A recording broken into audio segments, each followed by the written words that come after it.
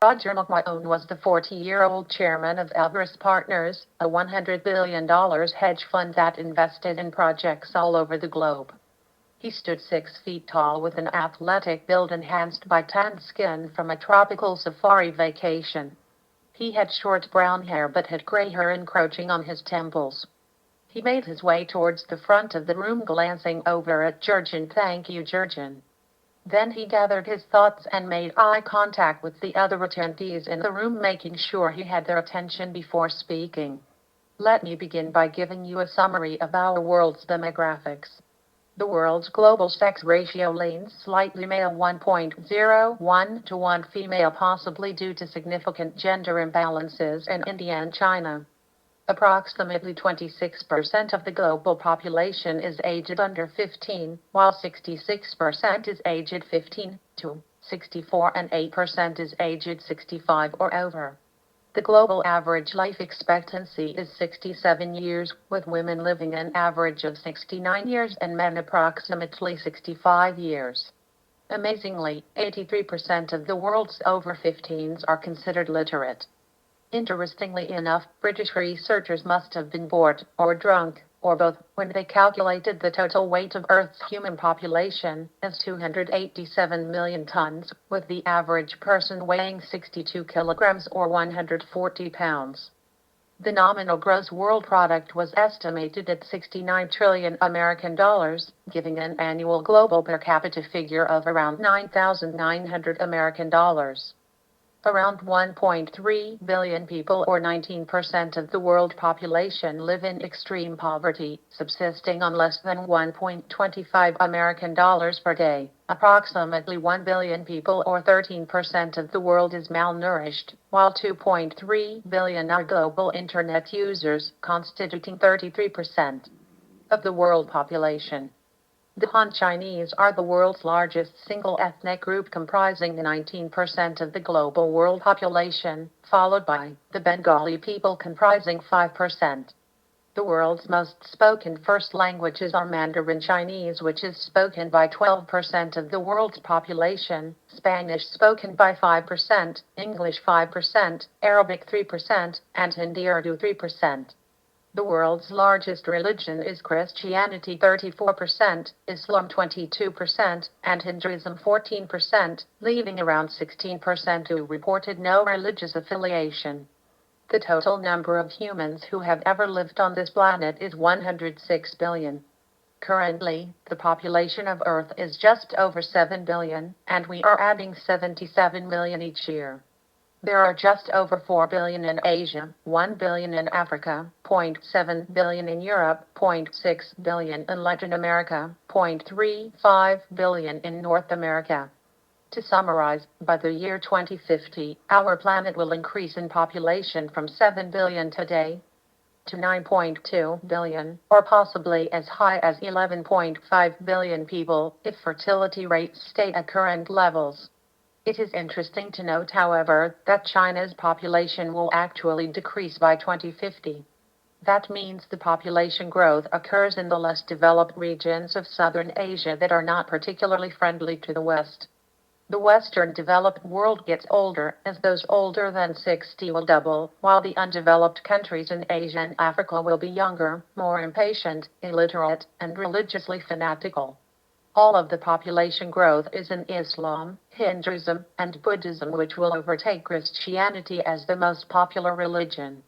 If we are not careful, the phenomenon known as the Arab Spring, which is surfacing in many of the countries in the Middle East as we speak, will lead us to a nuclear winter if countries like Pakistan, Iran, and Israel cannot learn to play in the same sandbox. So far, these discussions have pertained strictly to population growth. If you throw in impacts resulting from climate change, or the impact of a computer chip estimated to arrive by 2025 that will equal human intelligence, it gets downright really fucking Terminator apocalypse scary. In the year 2050, there will be less human habitat, food, potable water, energy, and a long list of critical minerals, and even less employment, as computer intelligence will make humans obsolete in the workforce. Our current world will look nothing like that future hell. It will not be a Star Trek utopian world. It will be your worst nightmare. Unfortunately, the actual population growth has followed very closely to the projections, so it is extremely likely we will end up at this dismal destination unless we take difficult steps to put us back into sustainable equilibrium. It is very likely nobody in this room will be alive when the year 2050 arrives. However, that is not an excuse to idly stand by and watch this hell on earth unfold.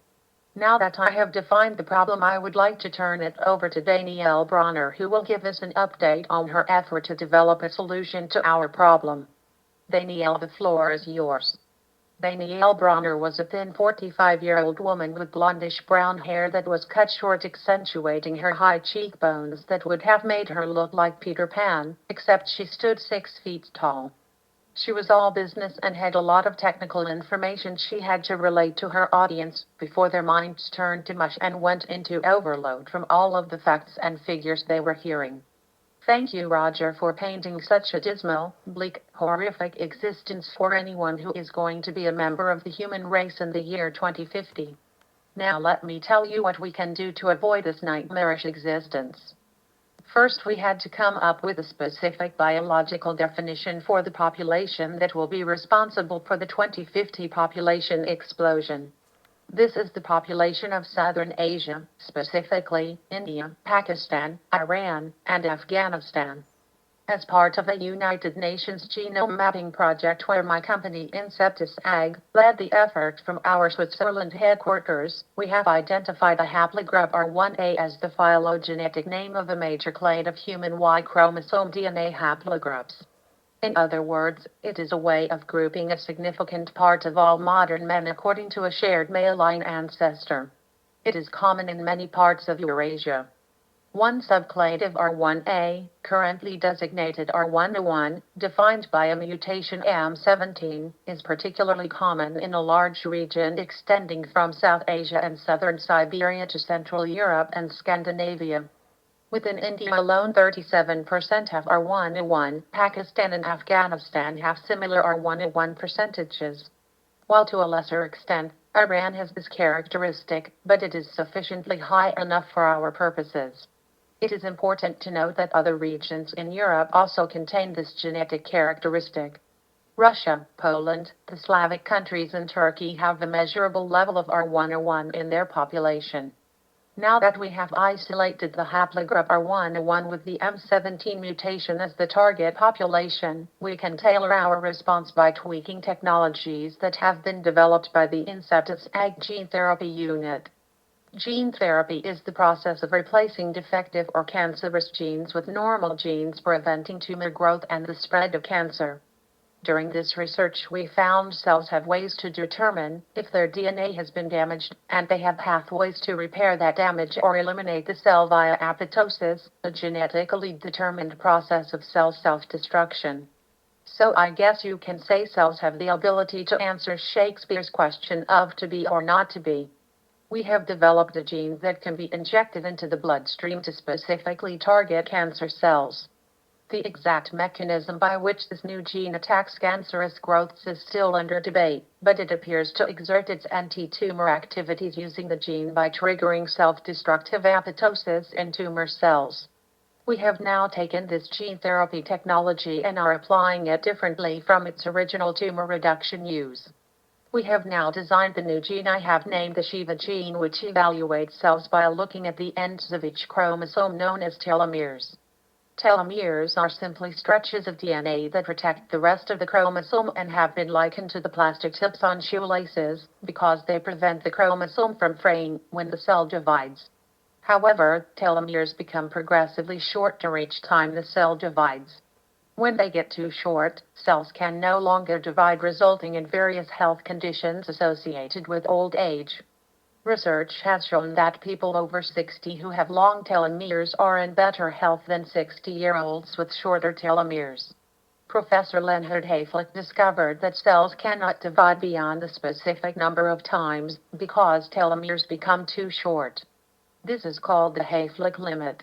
Cells reaching this limit become old and die. We have designed the Shiva gene to alter the autoimmune system's white blood cells, specifically the T cells, looking at the amount of protein associated with the telomeres.